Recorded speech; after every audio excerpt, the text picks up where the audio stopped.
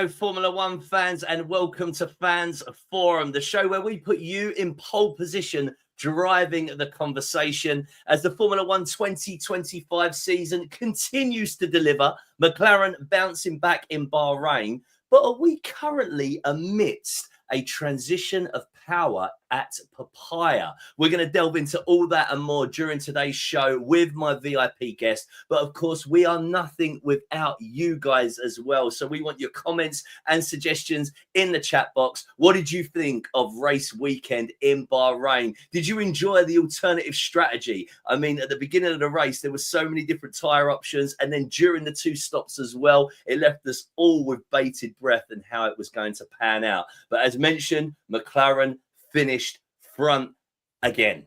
So let's get into it with my VIP guest, who today is none other than Javier from Race Talk F1. My man, how are you? Yeah, good. Thanks, James. Thanks for having me on. How are you? No problem at all. Looking great, sporting the afro, slightly bigger than mine. Always makes me a little bit self-conscious there. But Javier, you're looking great, right? I know you know your stuff from checking out the Race Talk F1 content. So the first thing I want to ask before we get specifically into race weekend is, how did your love affair begin with Formula One in your life? Yeah, it's funny you asked that. So my dad obviously used to watch F1 when I was younger, and it was me and my younger brother. And so I'm half Spanish. So my dad obviously supported Alonso. Hola, ¿cómo está, mi amigo? Bien, gracias, bien, gracias. So my dad just started buying Renaults as the family car. And it was like, Dad, why are you buying Renaults? Like, this is odd. And he's like, oh, I'm watching Formula One and I support Alonso now, so I'm buying Renaults. Brilliant. And it kind of started from there. So then just started to watch it with my dad. And then obviously Lewis came about. Loved Lewis. He was a relatable character, sort of like in the family. So it was like fun to watch Lewis and watch him growing up as a driver. And then just kind of started loving it from there. And so you was at that almost peak time, weren't you, where Lewis was just coming into the sport? And I do a lot of work within youth engagement myself, and that idea for people of colour, you know, being what you see and raising the bar for them, was that very inspiring for you as a young man? Yeah, massively, because obviously he was the first and only black driver that was driving in F1, and just seeing him and someone relatable, it's like, well, if he can do it, I could do it as well. It's that kind of role model sort of thing that you look up to, and that sort of relatability of, oh, there's someone that looks like me or someone that looks like my family, etc. It drives you to enjoy it just that little bit more. It makes it accessible, I think. And of course, this season you've made your debut on Race Talk F1. How did that come about, and what can we expect for this season on the show? Yeah, so it came about. So my friend Jay Knox, shout out to Jay. So he was running the podcast last year with David Alorca. David's a bit busy at the moment, so I just jumped in with Jay for the last episode of last season, and then sort of just carried on into this year. What can you expect? You can expect wild opinions, loads of laughter, hopefully some Grand Prix in the flesh that we can go out and see and report live from there. So yeah. Lots of fun. I mean, no showing off, but I was at the one this weekend, and we're already getting some opinions from some of the guys in the chat box. Eddie B saying a great race, and Piastri looked solid, and Gary, as always, a regular on the show. Good weekend overall, to be fair. But listen, Javier, we want your opinions, my man, on this as well. So let's get into the man of the moment, I guess you could say, and amongst the Papaya pair, who's really standing out, Oscar Piastri in his 50th Grand Prix, bringing it home for McLaren, their first ever race win in Bahrain, which is perfect, seeing as that they are now funded by the Kingdom of Bahrain as well, and they very much celebrated in style there at the circuit, I can assure you. But what have you made of Oscar Piastri this season, my man? He's been great. Sort of at the beginning of the season, I think my prediction was he would be second to Lando. I thought he'd be very solid. I liked him from last year, but I thought he was a tad inconsistent. And when I say inconsistent, I feel like he had his good tracks and his bad tracks. And the bad weren't bad, it just wasn't as good as the good, if that makes sense. So I just thought he might continue a bit of that, where he has his favoured tracks, performs really well at those, and then obviously just comes second to Lando in the ones that he's not as good, but he's proven me well wrong. We know that he's had the pedigree, one of only a few to win F3 and F2 back to back, and then had to sit it out for a little while, of course, because he didn't have a race seat. So do we have to cut him some slack and remember that he is in only his third season in Formula One? How much does that play a part in how impressed we have to be with his current performance? Have a lot, I think. I think we do have to cut him slack. What was his 50th Grand Prix race? Yeah. So it's not that many in the grand scheme of things. And if I only just relate it to my small experience, right, of playing F1 on PlayStation with a will, if you only do a Grand Prix race 3 times, you're not getting the track, you're not putting up good times. You have to do it over and over again. So imagine doing that in a real race car.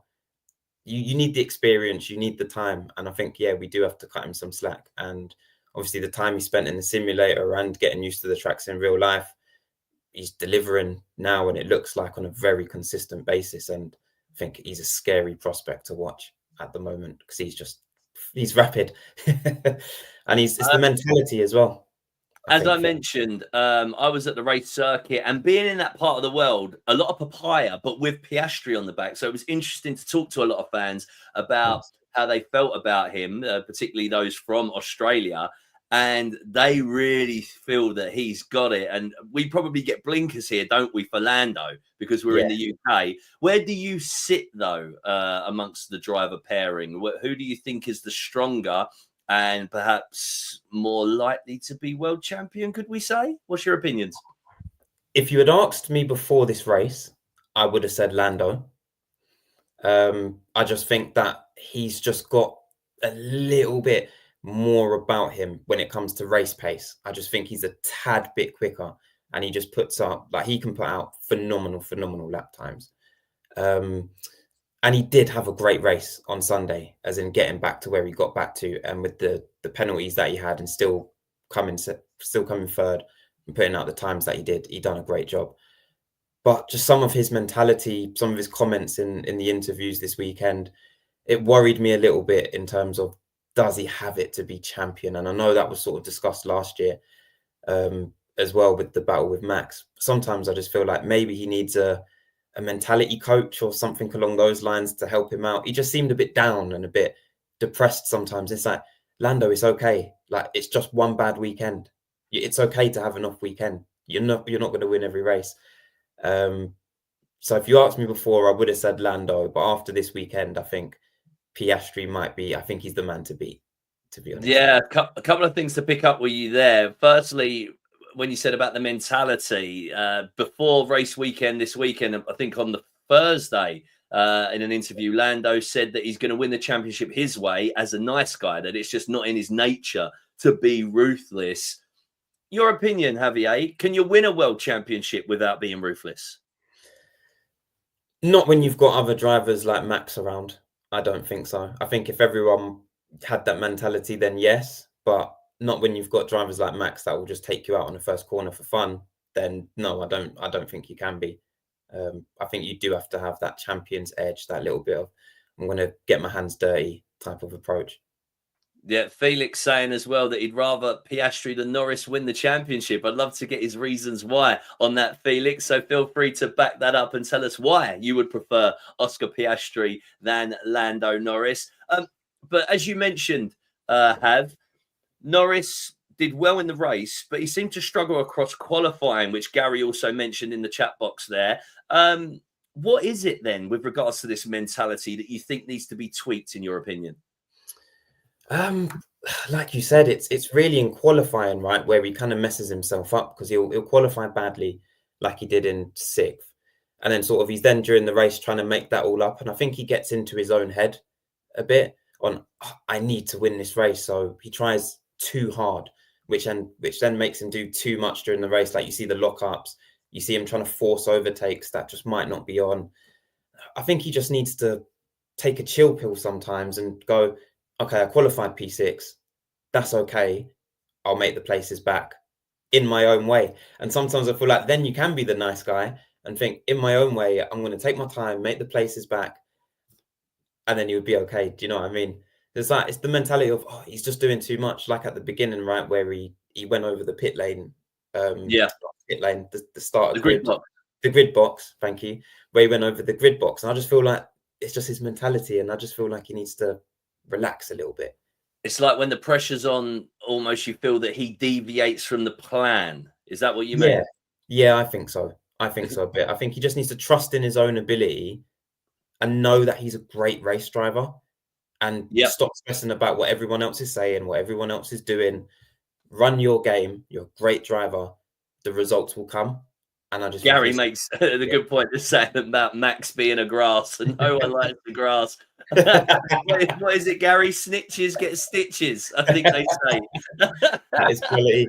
It was that was hilarious. But even that, and when I was watching the broadcast, even that is an element of ruthlessness, isn't it? With Max Verstappen, that he doesn't miss a thing that will give him the competitive edge. And it's a great example, isn't it, Hav? It is, yeah. And it was funny watching that. You sort of see Max pulled up and he looks to the right like this and he goes straight. He's like, no, he can't have gone over his grid box. Looks again, goes back to his wheel, and he looks again and he goes radio straight away. So quick.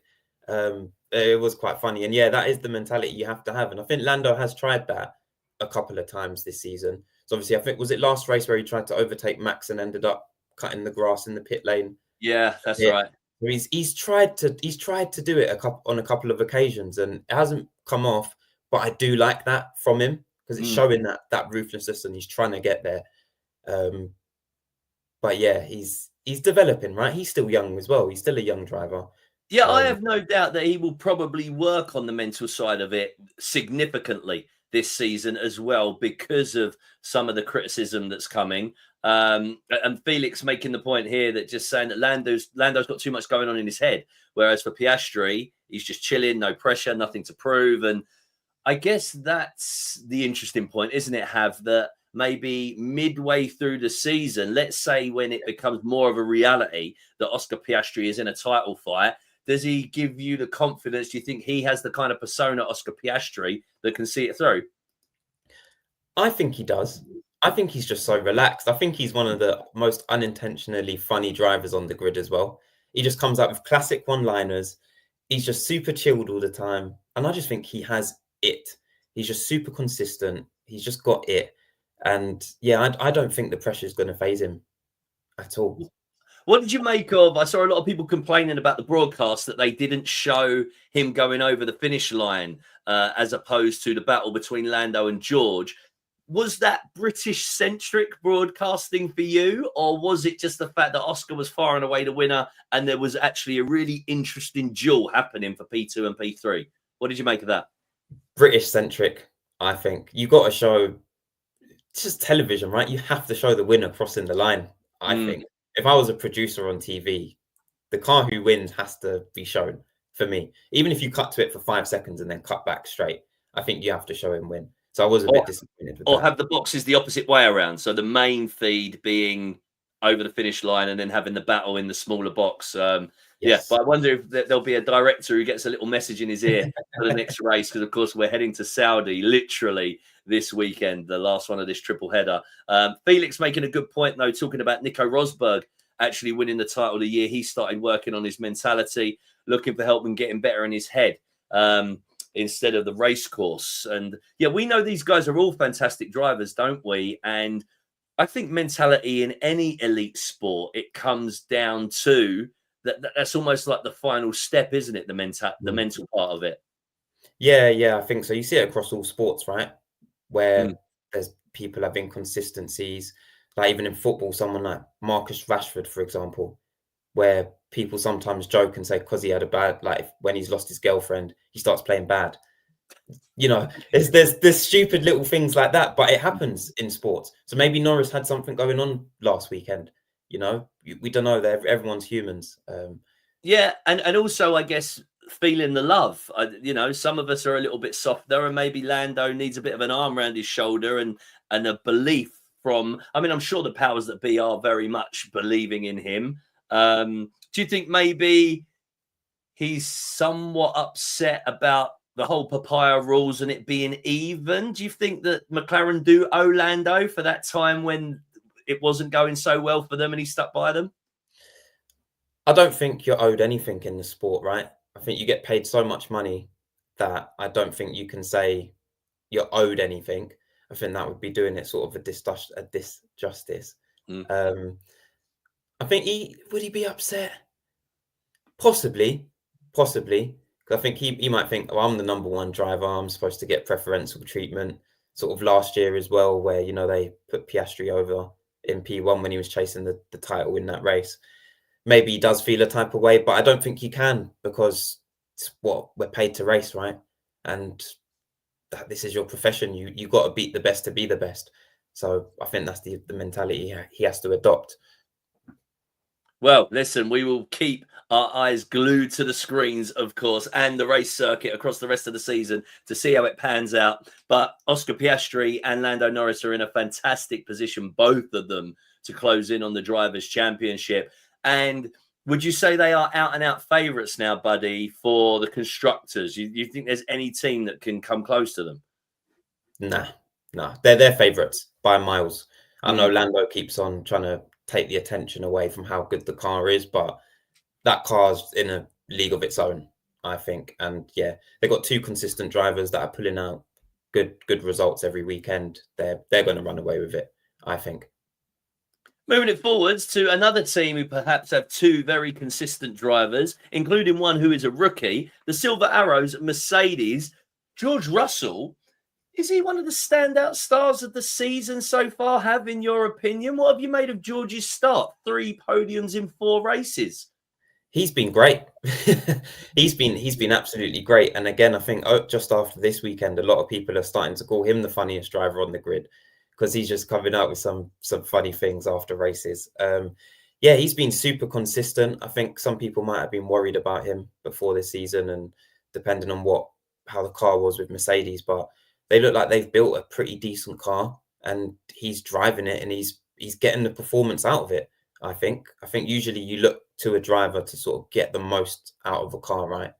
And I think he's putting it in places that maybe it shouldn't be. I think he's outperforming the car. I think he's doing a smashing job, honestly. Yeah, Gary's saying he feels that the Silver Arrows could do something special this season. For you, what would that special be then? Would it be solo with George Russell, or would P2 in the constructors be an epic season for them, looking at how good McLaren are? Epic would be a strong word, because I think Mercedes always want to be on top, right? But I think they can get P2 in the constructors. I think they could have a couple of races where George and Kimi do a 1-2. I think there might be a couple of races later on in the season when the upgrades come. I genuinely believe they could get a couple of 1-2s later on in the season, and I think that would be a massive achievement for them. Could you see Kimi taking the top step in that 1-2, or too early for him? I think George is too good at the moment. Unless George had a DNF or really bad qualifying, then maybe. But I just think George is too good at the moment, and he's flying. He's just flying. What's changed for him? Gary's saying here, taking the lead has done it for George Russell. But what do you think has been the difference for George Russell this season? So I would say taking the lead has done it, but I believe that's his driving ability has sort of made him take the lead, if you know what I mean. As in, he's been that level of good that he's showing that he can be a leader for the team. So maybe Gary's right in the sense of he's been given that responsibility now. He knows he needs to step up and show what he's got, and he's delivering. Maybe again for him, it's a mentality thing. Maybe the car's just better than it has been, and George has always had it in him. I mean, he performed very well against Lewis, right? Like on the side-by-side stats, they were very, very even in terms of the time spent at Mercedes on how many points have won and stuff like that.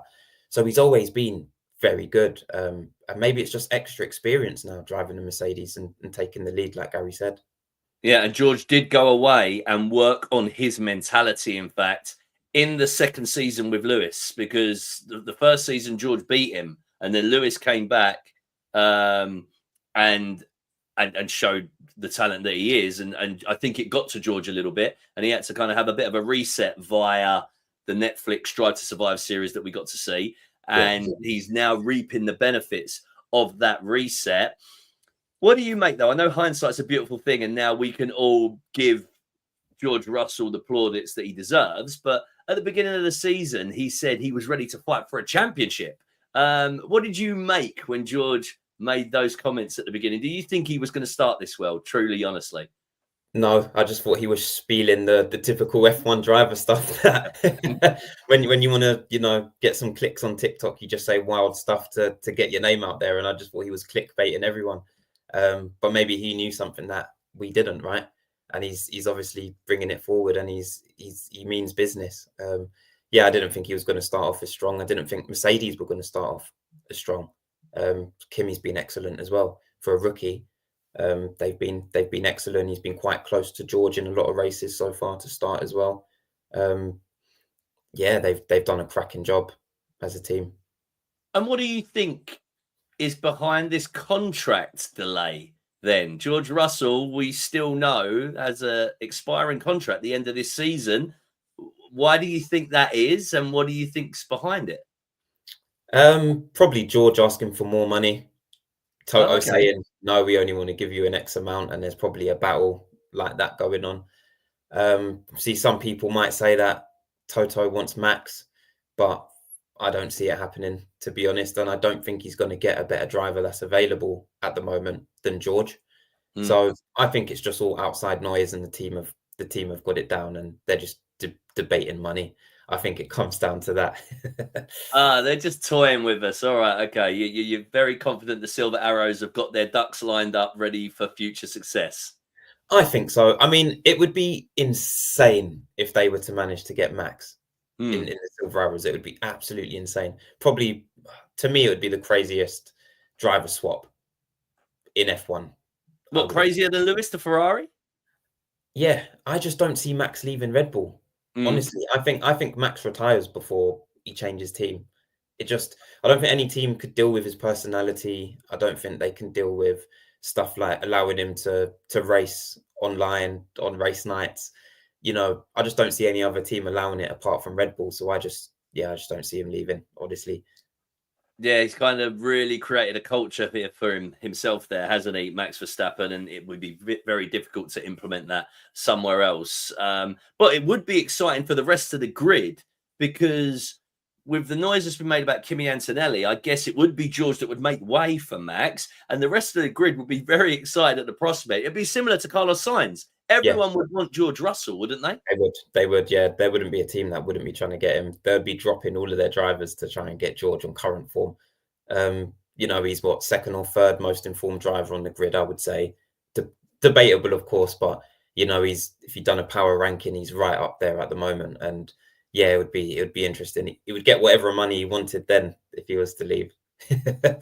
Exciting times. It'd be another silly season in F1 with regards to driver switches, and as fans we would very much enjoy it. Just on the other side of the garage there, Kimi Antonelli, what have you made of his start to life in Formula One? It wasn't the greatest weekend, was it, in Bahrain? The safety car really killed him because he'd only just come in and changed his tyres. But generally so far, what have you made of the young rookie? I think he's been the best rookie out of everyone. So he's won a couple. Was it one driver of the day as well? Yeah, he has the best machine though out of the rookies. So, what, even relatively speaking, would you say he's still put the strongest performances in? I think so. Because then you have, if you debate it with like Liam, for example, who went to Red Bull, and I know they've got their issues, but you do it to someone like Liam, just because you have a good machine doesn't mean you're going to put in the performances. And I think he's put in the performances to match the machine. He's had a P4 and what was it, 2 P6s? Yep. And then the 11th place this weekend. But he's been close to George in all those races, I think, or closer to George in those races. And I think that says a big thing. You sort of want to be near your teammate, and to be at Mercedes with a driver as good as George Russell, with the experience he's got, I think that speaks massive volumes to like how well of a driver he's being. So yeah, I think he's been brilliant, and he's brilliant to watch on social media as well. I don't know if you've seen some of the clips of him, and there's some interviews that he's done with people, and even like pre-season where they had like the rookie table and roundup. Yeah. He's hilarious. He's absolutely hilarious, and I think he's going to get a massive fan base in the next few years. He's a great watch. Yeah, it's good. The new generation of talent coming through and seeing how they're embracing that side. And, F1 once upon a time was seen as a bit of an exclusive club. But in the age of Liberty Media and Drive to Survive, etc., we now get to see these personalities that are actually in the cockpit as well. But life at the Silver Arrows feels good at the moment. If you were to call it now, where do you think they would finish the end of this season as a team in the Constructors? Second, comfortably second. Wow.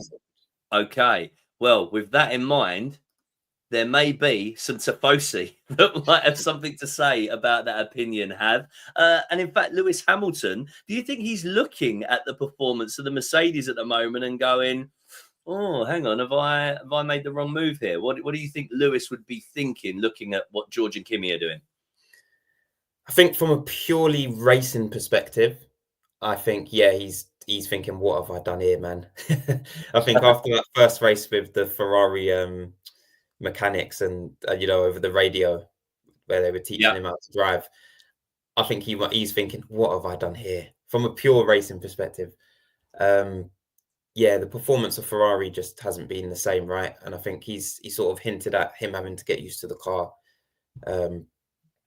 But yeah, they're not as fast as Mercedes at the moment. And yeah, I think he's thinking, I've made a mistake with this move. Yeah, I guess really we have to look at the performance of Charles Leclerc if we're assessing the capabilities of the machine, because Lewis is going into a completely new environment. And Lewis isn't that far off. He was really hard on himself, wasn't he, after qualifying this weekend, Lewis, apologising to the team, etc. But he was only 0.6 off of Charles Leclerc. What do you make of that? What do you make of this idea that perhaps Lewis has lost his one lap pace? I think currently he's in a bit of a rut in qualifying, I believe. And I think last season as well, I feel like he struggled in qualifying quite often at times. And I don't know what it is that's causing him to do that. I don't think he's lost it as a driver, because we've seen him win races last year. Silverstone, for example, incredible drive. You don't do what he done at Silverstone if you haven't still got it. And you don't just pick it up for one random race and regain your ability and be able to pull out an amazing drive again. Again, I think he's just in his head as well. I think too much. I think he's just overthinking things. I think he's trying too hard. I think he's just got to let it come to him a bit more. Yeah, Gary's saying here he thinks it's rather than regretting the decision, it's just more frustration at the moment for Lewis Hamilton. Frustration at the team or frustration at himself? What do you think? So I think frustration at the team, because obviously there's more to the move than just racing, right? And who's going to have the fastest car. Yeah. So I don't think sort of for himself he's feeling, oh, I've made the wrong decision to move, because obviously there was more to it than just racing. I think he's frustrated at the team and sort of the cars. Obviously he went to Ferrari thinking they were going to be first or second fastest car on the grid for this year, I'm assuming. So I think he's frustrated in that. I think he is frustrated in himself in just performances, right? He holds himself to the GOAT standards that he is. And he hasn't pulled it out as consistently as what he would have wanted. So I think he's just frustrated across the board, to be honest. I'm trying to think of something comparable. I know you're a tech man, so yeah. I guess it's almost like, I'm going back for myself, when you've had PC and then you go to Mac, right? Yeah. And at first, it all feels so different and everything's on the wrong side. And once you get into Mac, you know how intuitive it is, but you've got to go through that painful stage. Do you think that's where Lewis currently finds himself? And do you think he could come out the other side a more successful or better driver? Yeah, possibly. I think I saw a comment earlier that said, remember that Lewis did win one of the sprint races this year. So, it's clearly there's some adapting time that he needs to. And that's a great analogy used about Mac, by the way. That's excellent. Yeah. Gary's backed it up with like swapping from iPhone to Android. So yeah, very true. I agree with him on that. Good. Yeah, but Noah's also saying on the screen there, you see, he's saying that the fact that Merc are so strong would be adding to the frustration as well. So it's just it's just a concoction of everything that could be going wrong almost. But then it's not that wrong. It's not catastrophic, is it? They finished P4 and P5, but it's by their very high standards. Yeah, this is it. It's not catastrophic at all, and they'll get there. They're Ferrari, they're Charles Leclerc and Lewis Hamilton. They're going to be chasing race wins all the time. Lewis did say at the end of the race, I think he said, "I understand what I need to do now going forward." So I think kind of watch this space. I think, Lewis is going to be that animal again at some point. And if Ferrari continues, they made a lot of upgrades this weekend to the car. If they continue to push upgrades and invest in this season, I think we could see Lewis and Charles challenging at the top. There's no reason why they can't.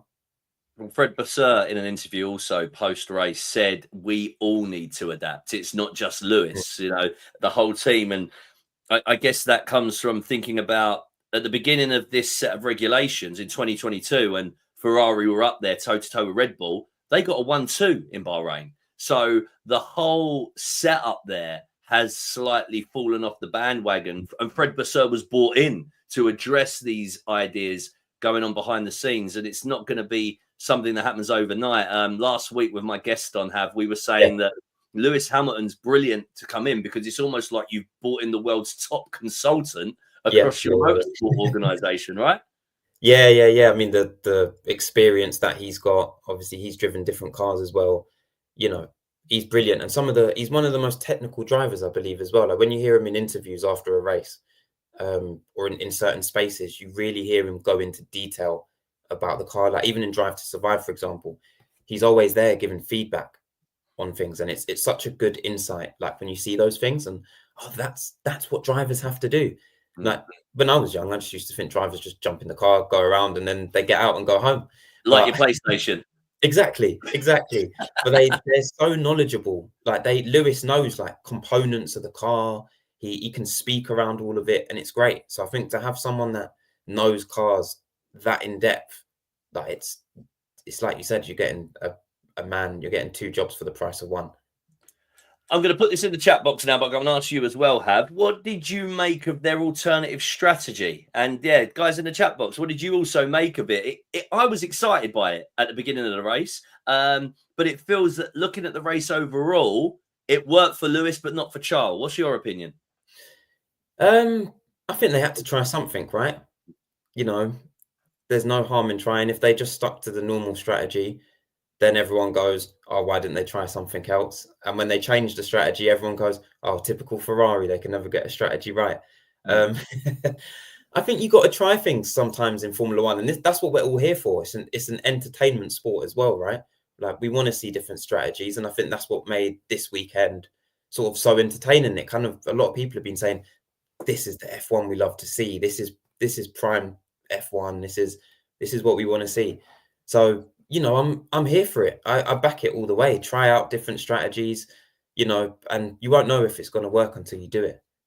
Sort of last week and last week's race, Jack that crashed because he thought Jack Doohan, when he thought he could take, was it corner 1 or corner 4, because he found out he could do it. Yeah. And it's like all the simulations that the F1 teams have got and that Ferrari's got, they're only simulations at the end of the day. And, you don't know until you're out there on track. So sometimes you just got to try things. And I'm absolutely here for it. I loved it. I'm here for it. Yeah, you're not paying the bill, though, when it all goes wrong. It was actually a great bit of knowledge from Maya last week, because we didn't know that Jack had tried it out. And we're saying that the team must have backed that. The team wouldn't then just let him do it without the green light, as it were. But I want to move it forward, Hav, because I don't want to take up all of your evening. And I know we're almost at 35 minutes in already, but there's some magic coming out of you, my man. And so I'm pretty sure that people are going to tune into Race Talk F1 for some of your and Jay's stuff as well. But the Red Bull family, let's talk about the senior team first. So Max Verstappen and Yuki Tsunoda now, of course, again on an alternative strategy compared to the majority. But Max really struggled on the hard tyre. And fundamentally struggled across the weekend with the car. For you, and I know you're a big Red Bull fan as well, how has the car fallen away so badly after such a dominant performance in Japan? It can't have been the power of the people in Japan and Honda. What was it? I don't think they I just don't think they gave the car enough Red Bull to give it wings. Yeah. I really don't know. I think it must just all come down to setup and track dynamics. You know, they say different cars are better around certain tracks. I think it must just be set up and track dynamics, unfortunately. Because, yeah, like you said, he won last race. It doesn't make any sense. He was P20 at one point in the race, which was insane. You know, the world champion was last place in a race in a Red Bull. Like, you never see it, right? They talk about this really small operating window as well of the car, don't they? And I guess somewhere as hot as Bahrain, even in the evening, that all comes into play, like you said. Gary makes a very good point about the pit lane where he was held on a red light, wasn't he, Max? And in fact, it never went green. He just went in the end because, you know, every second counts, as it were, in F1. But the circuit as a whole, there seemed to be quite a few technical glitches, didn't there, across it? Yeah, they did. Like even George, right, where he had the issues where I think like his geolocation was showing him off the track at one point. Yeah, it was weird. Maybe the heat was just frying some circuits somewhere, and it was crazy, had issues with their DRS. Was it Liam Lawson? It closed midway through the DRS. George, they were saying, don't worry if your dash goes off for a moment, just keep racing. But like you said, lovely little character bit where he said, as long as the steering wheel doesn't come off in relation to Fernando Alonso earlier in the race weekend. But yeah, a lot of things technically that were out of sync. And it seemed like the whole Red Bull wasn't in its purple patch like it was in Japan. But double points for the first time this season. Yuki Tsunoda bringing it home in P10 and getting in Q3 as well, even though he was 1 second off of Max in qualifying. Is that positive for Red Bull, or is that just a bit of luck that he's made it through, in your opinion? I think positive. I think he's putting out better performances than what Liam was doing in the same car. And maybe if Yuki was there from the start of the season, you know, that gap with Max might have been smaller. Obviously, the car has been performing better than this race, so maybe Yuki might have finished higher. I think he's doing okay. He's doing okay. And again, we have to remember, Max is a generational talent. You're not going to get a second driver that's as fast as Max. So I think we also have to remember that. And a lot of people say, oh, he's not right next to Max, or he's point whatever seconds off of Max, so he's not performing well. No one's going to be close to Max. You know, you could only probably the top 3 drivers in the F1 grid, if you put them in the other Red Bull, are going to be close to Max. Or possibly not, because as we discussed, it's very much Max's house that we feel from the outside. Yeah, or that. So the car's designed for him, right? As what we've been told by the media and the specialists. So, you know, I think it's great. I think Yuki's doing a smashing job. Yeah, I think he's just going to develop as the season goes on. I've got faith in him. I like him as a driver. Lucky with the Carlos Sainz incident. What did you make of that? Where it ruined Sainz' race completely, didn't it? Yeah, he got a massive hole in the side of his car, didn't he? Yeah.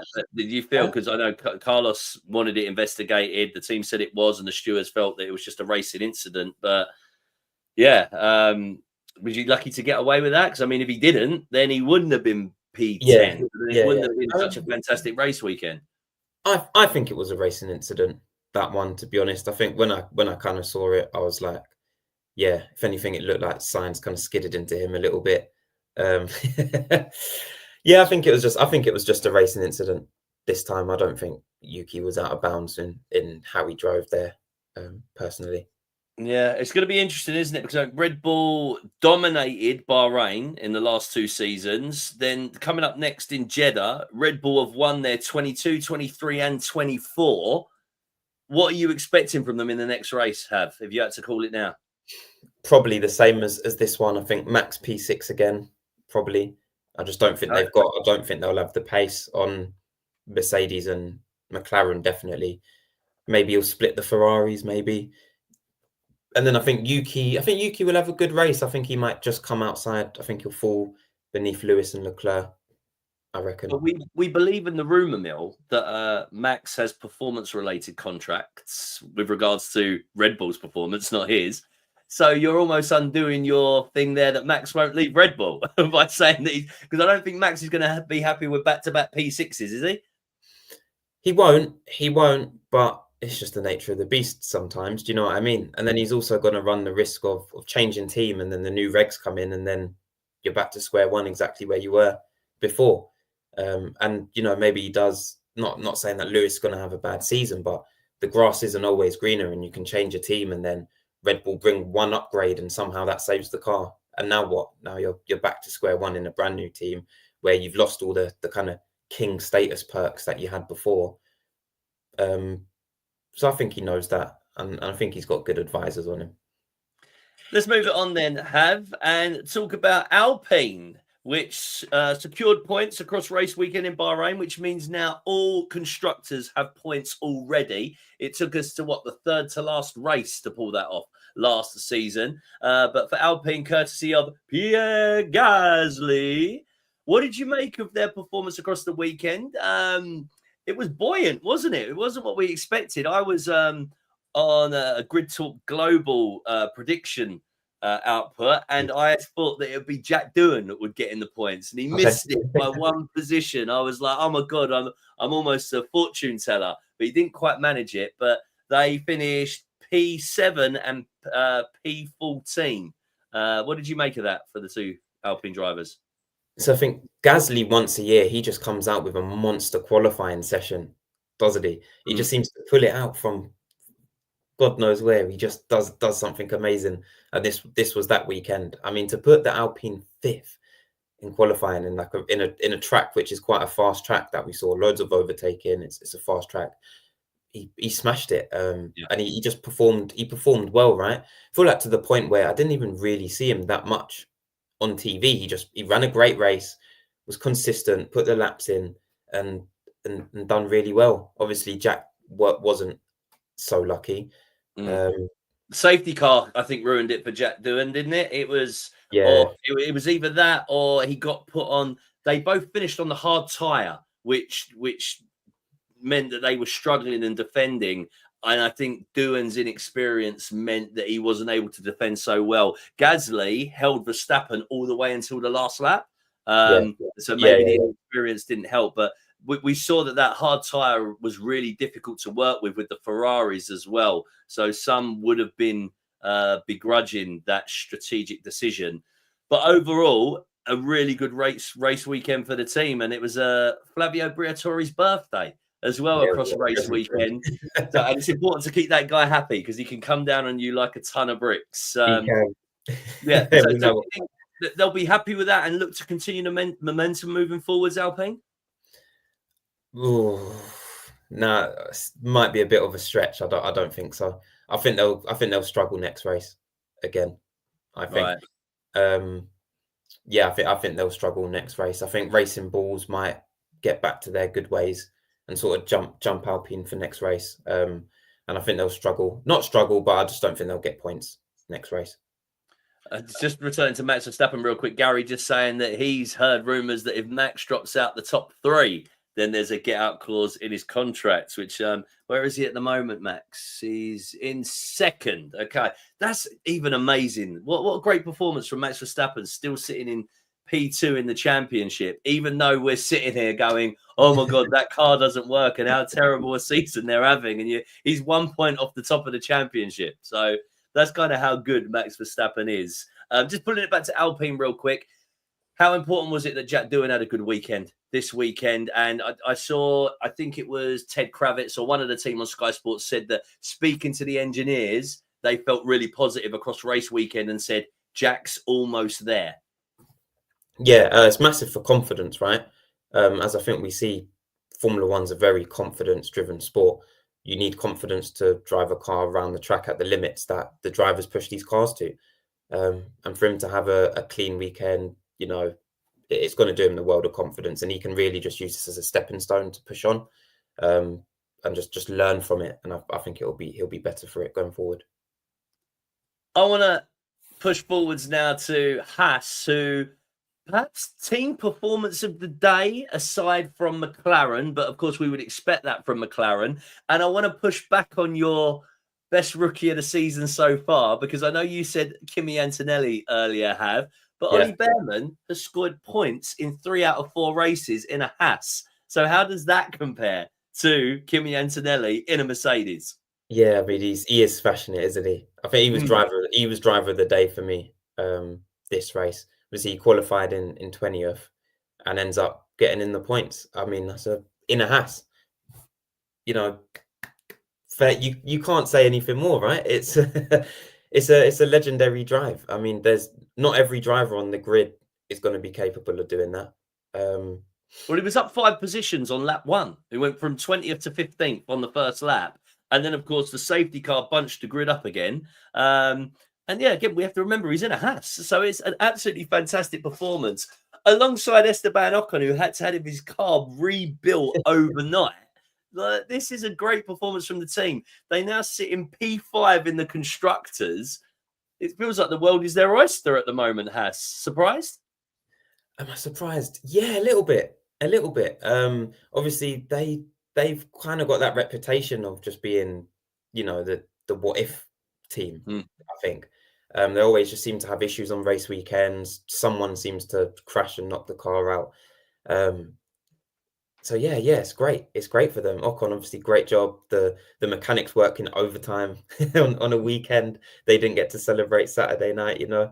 I always feel for them. You know, when you see like an incident and then they flash to the mechanics and the mechanics like this. Yeah. Like, it was like, I've got to FaceTime the missus. Hang on. Yeah. You forget the human side of this. That I don't remember what time the curfew is. Like, they can't work all night, but is it 10, 11 p.m. that they can go until? Yeah. You know, so when you see that, and I feel like sometimes as well, like the drivers don't give them enough props. The drivers don't say sorry enough to the team, like when all of a sudden they're cutting what theoretically is an all-nighter from their perspective. Yeah, it's brilliant. And you make a good point about the drivers. But I'm sure that they bought the team a dinner that night. Yeah. They must have done. Yeah, it's a great overall effort from the team. Behrman, he's flying, and he's only going to go upwards as well, right? The more experience he gets. So I think it's a very exciting driver pairing to have as well. Because Ocon, obviously, we know from his time in F1, he's quite an electric character, I would say. So I think they got a good pair in there, and obviously they've got a good car because they're putting it in the points every weekend. So yes, it's one of the teams to watch. Yeah, go Haas, keep it coming. And of course, we mentioned before about hindsight being a beautiful thing.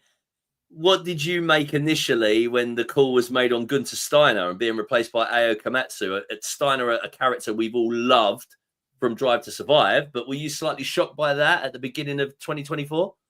I was, yeah, because you sort of look at him. He was almost the poster boy for F1. Like at one point, do you know what I mean? He was so popular, such a big fan base. I think if you watch Drive to Survive, you kind of think he was Haas. It's almost like he lived and breathed Haas. Yeah, you know, like it was his personality. It was just everything to him. And you kind of think someone that loves it as much as he did, surely you can't get rid of him just because of that. Do you know what I mean? He was just such a great character to have around. But yeah, hindsight, I mean, yeah, the team's doing brilliantly. They've moved on so quickly, and they're bringing it to new heights. And yeah, I think they've done a smashing job. And we have to remember in testing, Ao Komatsu said we're absolutely just focusing on operational and high fuel loads. They didn't do any quali runs, so they did 3 days worth of running on that circuit. So the amount of data from a long run perspective that they would have had over all their competitors really has paid off for them in this race. And again, you know, hats off to the engineers, including the head one, Ao Komatsu, for the performance across this weekend. But let's take a look at Williams then real quick. Carlos Sainz getting into Q3 for the first time in a Williams, I believe. But Alex Albon coming a cropper to a bit of bad luck with the stewards dropping the ball by not seeing Hulkenberg's track limits. So a bit unfair on Alex Albon, something out of his hands. But perhaps a weekend to forget for the team. Actually, James Vowles was on my flight on the way out to Bahrain. Yeah, so I saw him and had a quick chat. and showed him my picture at Grove working. So then he was very interested in what I did. And I said, of course, I was very interested in what he did. But lovely gentleman. And he mentioned at the time that they weren't initially as quick as they expected, but they had a car in Q3, but it didn't really work out for them across the weekend, did it?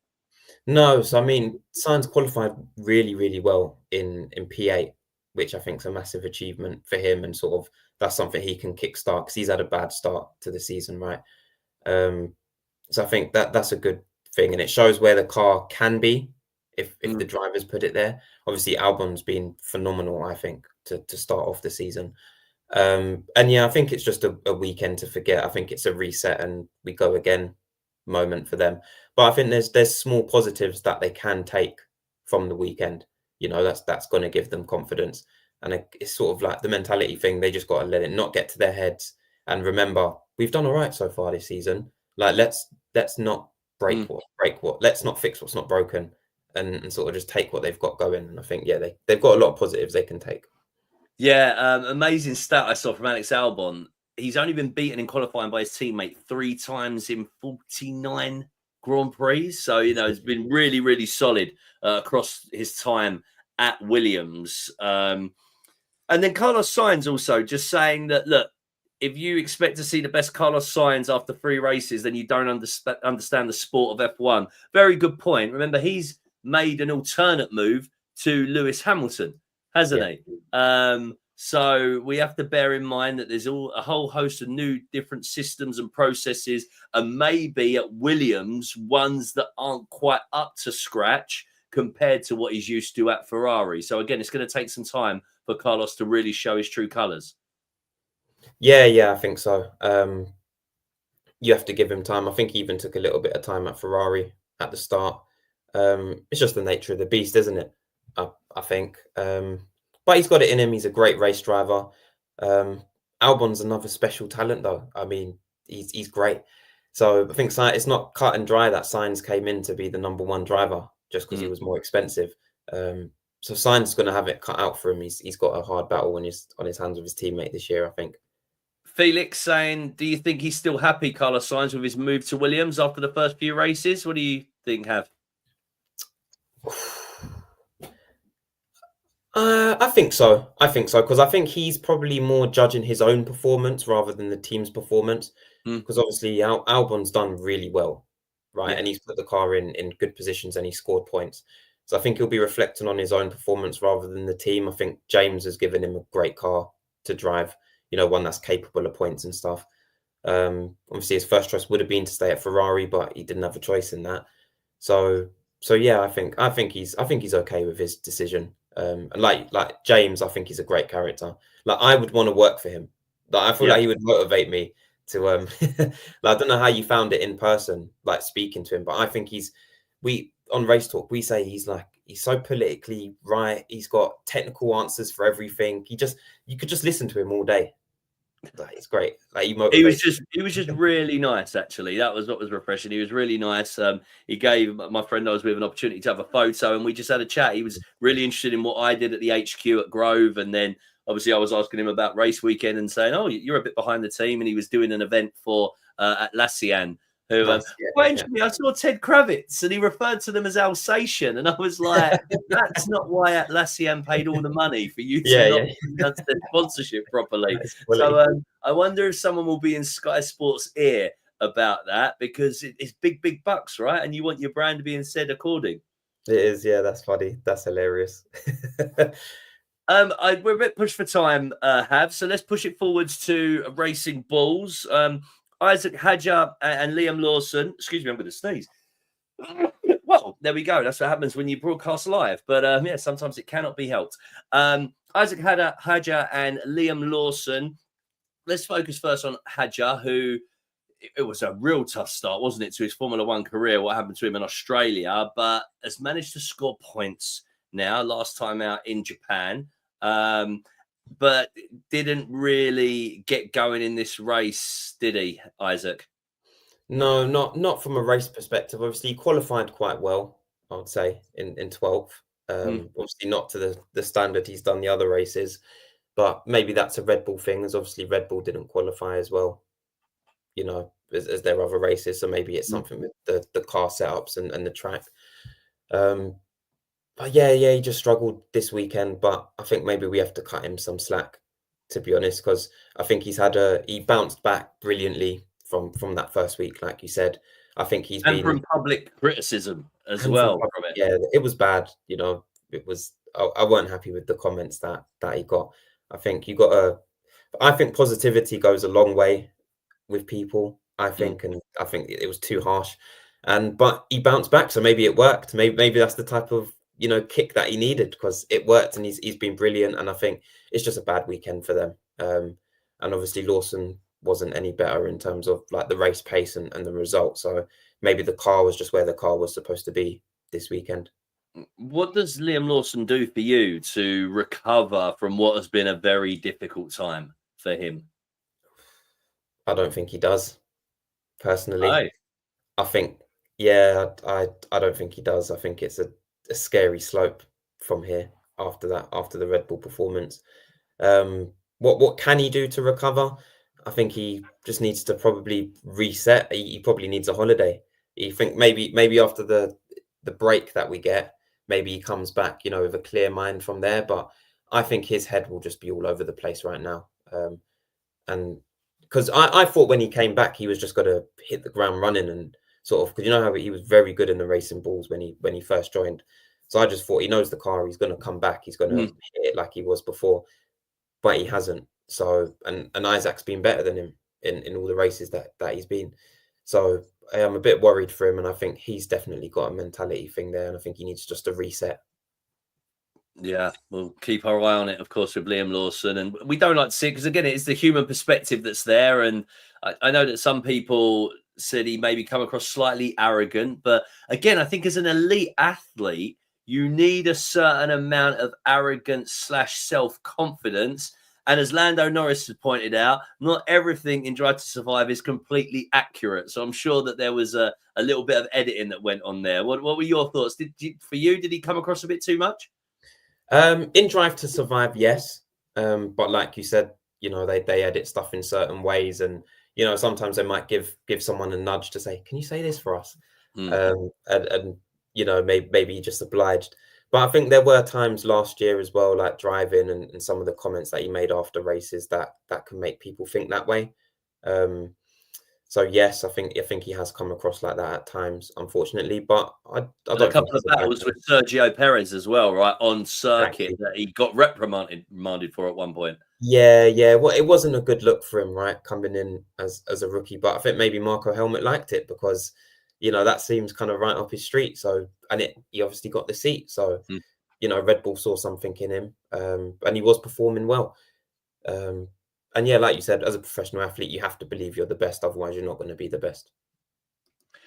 A team who were nowhere near it, well, what their expectations would have been this weekend was Aston Martin, right? And we haven't really seen the best of them this 2025 season so far. And quite interesting, the announcement that Mike Crack made after qualifying about Lance Stroll's car to completely take away the responsibility of Stroll's performance, who qualified in P19. But you have to look also the other side of the garage, Fernando Alonso, and what's gone on there for him so far. Every race has only made it to Q2. Then his performances have been DNF, P11 and P15 now. I know that right at the beginning of the season, there was a good interview with Andy Cow, and he said that I think it was like 95% focus is on the 2026 car for them as an organisation. But it's important they get it together this season, isn't it? Yeah, I mean, if you want to attract the best drivers, you got to have current performance as well, because otherwise people are going to be skeptical about what you're going to produce. And obviously money-wise as well, you need money. So you got to finish high up in the Constructors' Championship. But yeah, I think they've just written off the season and they're just waiting for Adrian Newey's magic to kick in with his design for the car. I don't see it getting better for them this year, to be honest. So not even midway through, you don't think could be upgrades and developments that could come that could aid the performance of the car? I remember Lance Stroll has had 2 points finishes thus far.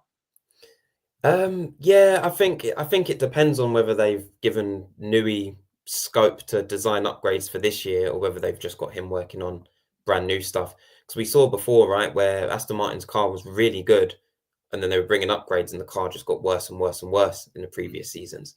So my confidence in them bringing upgrades that are going to work is quite low. So I'm not too, I'm a bit worried about them.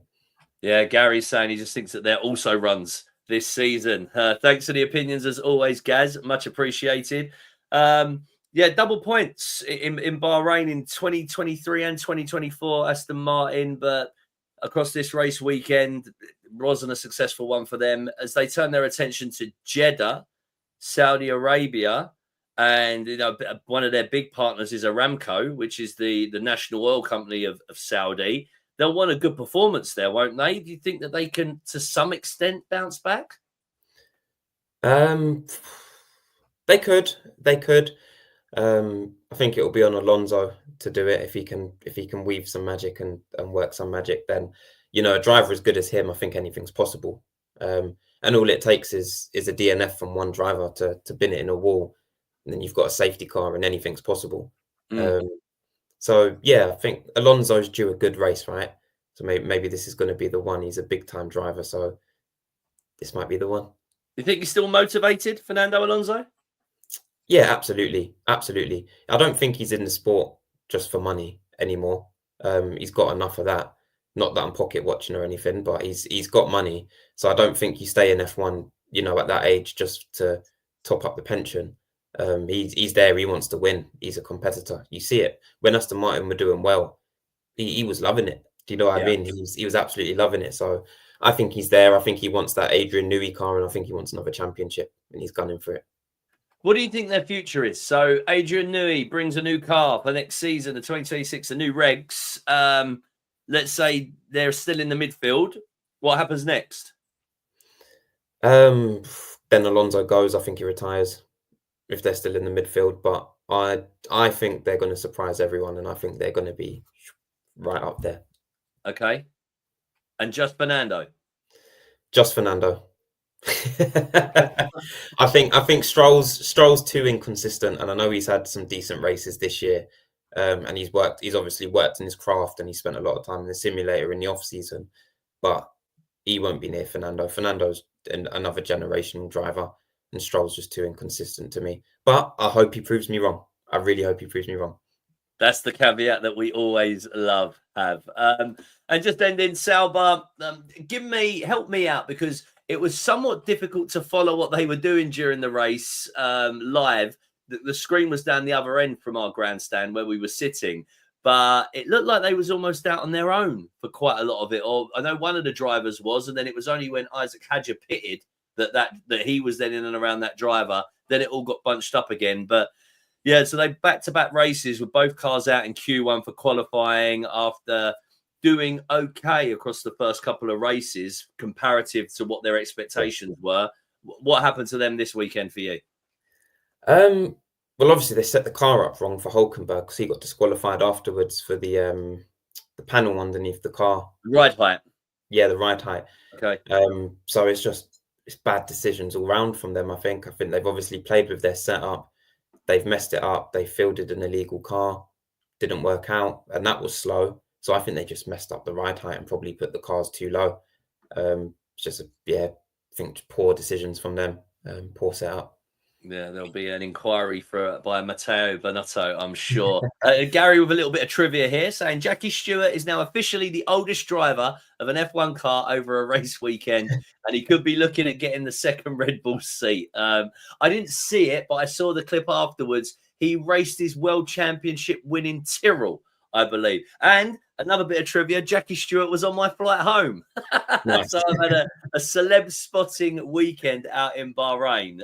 Did you see Jackie Stewart on the circuit, Did they show it as part of the content across the weekend? I missed it.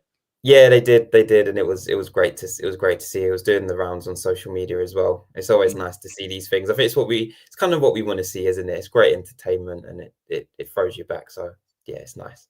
Yeah, it's been brilliant as well to see him. Like the circuits I've worked at, he's been there as well. So I've got to meet him in person, and he's a lovely old man, little old man, and giving up his time across race weekend, and he takes little groups and tours up and down the pit lane, and Nice. the love and enthusiasm that he still has for the sport is brilliant. And long may he continue to do that for the race series.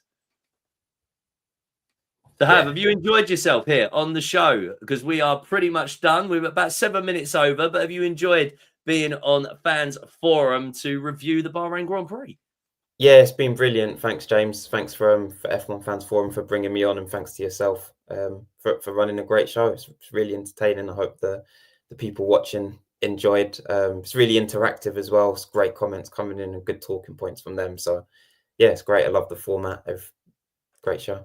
Yeah, thanks, buddy, for giving up your time. It is a pleasure as always, and hopefully we'll cross paths, and I'll jump in for one of you guys on Race Talk F1 very soon, because you guys might get a little bit fatigued if you do every single race weekend. Maybe I can get one of you guys to jump in here as well, so I can take a weekend off rather than have to wait for the summer break. But listen, it's been an absolute pleasure to have you on the show, and you guys out there as well. Thank you so much for engaging in the chat box during the show. If you're watching back on record, make sure that you like and subscribe to our content as well, as it really helps push us forwards. And we're doing this for you. And the unique point is that we want you involved in the conversation. So make sure you get involved with us here at Fans Forum F1. We'll be back on Monday because it's a triple header. So the last one in Jeddah, Saudi Arabian Grand Prix, happens on Sunday. We'll be reviewing it with another VIP special guest on Monday evening, 8 p.m.